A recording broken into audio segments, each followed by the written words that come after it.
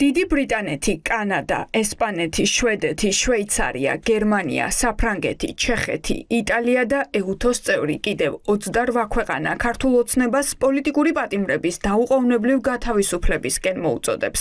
საქართველოში არსებულ საგანგაშო ვითარებაზე სპეციალური განცხადება დღეს გამოქვეყნდა. 37 ქვეყანა ოცნებას რეპრესიებსა და ადამიანის უფლებების მასობრივ დარღვევაში ამხელს. ჩვენ კიდევ ერთხელ მოვუწოდებთ საქართველოს ხელისუფლებას გამოიძიოს სამართალდამცავი ორგანოების წარმომადგენლების მიერ ძალის გადაჭარბებული გამოყენების ყველა ბრალდება და პასუხისგებაში მისცეს შესაბამისი პირები.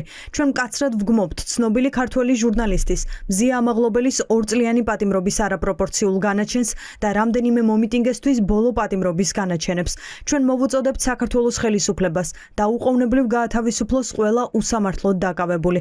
EUTO-ს მთავარი პრინციპების წინააღმდეგ წასვლა არის ის მთავარი ბრალდება, რაც 37 ქვეყანას ოცნების წინააღმდეგ აქვს. დასავლური ქვეყნები საგანგებო განცხადებით მხარს ქართულ ხალხს უჭერენ და მოუწოდებენ ქართულ ოცნებას კრიზისიდან გამოსავალი დროულად იპოვოს. ეს არის კიდევ ერთხელ დადასტურება იმისა, რომ ოცნების რეჟიმს არ აქვს პოლიტიკური აღიარება სოფლიოს ცივილიზებული ნაწილის მხრიდან, რომ ეს რეჟიმი არის პრაქტიკულად დე-ფაქტო მმართველობაში საქართველოსი. EUTO-ს განცხადებით საქართველოს თემა კვლავ მსოფლიო საგარეო პოლიტიკის ეპიცენტრში მოექცა. ჩვენ დასავლელი მეგობრების მხარდაჭერა არის ერთი, მაგრამ ჩვენი ამოცანა არის ჩვენი დემოკრატიული ღირსება და პრინციპები დავიცვათ აქ და ახლა. ლიდერი სახელმწიფოების ერთობლივი მიმართვა 4 ოქტომბრის არჩევნებსაც ეხება. პოლიტიკოსების ციხეში გამოკეტვისა და საარჩევნო კოდექსში სადავო ცვლილებების შემდეგ EUTO-ს წევრები მიიჩნევენ, რომ მოახლოებული თვითმმართველობის არჩევნების ნდობა კითხვის ნიშნის ქვეშ დადგება. ოქტომბერში საქართველოში დაგეგმილი მუნიციპალური არჩევნები ჩატარდება ძლიერი პოლიტიკური პოლარიზაციის და ხელისუფლების კრიტიკოსების მიმართ მზარდი რეპრესიების პარალელურად, რის შედეგადაც ოპოზიციის რამდენიმე ლიდერია დაპატიმრებული. საქართველოს საარჩევნო კანონმდებლობაში ბოლო დროს შეტანილი ცვლილებები შეშფოთებას იწვევს არჩევნების საყოველთაობის, განსაკუთრებით გამჭვირვალობისა და საზოგადოების ნდობის კუთხით. ადგილობრივი არჩევნების მონიტორინგი განსაკუთრებით აუცილებელია ამ კონტექსტში. ამიტომ სამწუხაროა, რომ ოდირს არ გაეგზავნა დროული მოწვევა. რათა შესაძლებელი ყოფილიყო მნიშვნელოვანი დაკვირვება.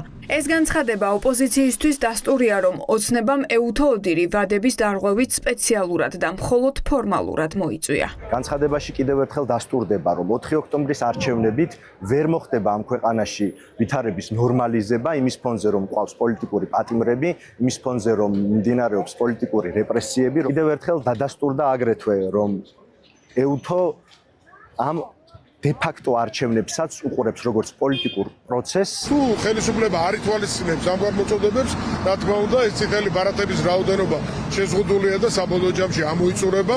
ოღონდ ეს ისევ დაგვაზარალებს ჩვენ თითოეულ ჩვენთაგან საქართველოს მოსახლეობას, ამიტომ არის საჭირო ცვლილებები. ოცნებაში 37 ქვეყნის მხილების სერიას თავდასხმით პასუხობენ. ივანიშვილის პარტია შენიშვნებს არ იღებს და არც რომელიმე მოწოდების შესრულებას აპირებს. ქვეყნები არ შეცვლილა, ზოგი EUTO-ს ფორმატიდან გაკეთება ეს განცხადება თუ ევროპარლამენტის, პრაქტიკულად ქვეყნები და აქტორები არ იცვლებიან. კონკრეტული პოლიტიკური მიზანია ამაში ჩადებული. EUTO-ს წევრმა სახელმწიფოებმა ოცნებას პოლიტიკური ტყვეების უპირობო გათავისუფლება ივლისში პორტოში მიღებული დეკლარაციითაც მოსთხოვეს, თუმცა 3 თვის შემდეგ სინდისის პატიმრები ისევ ციხეში არიან და მათ ივანიშვილის სასამართლომ წლობით საპატიმროში ყოფნა მიუსაჯა.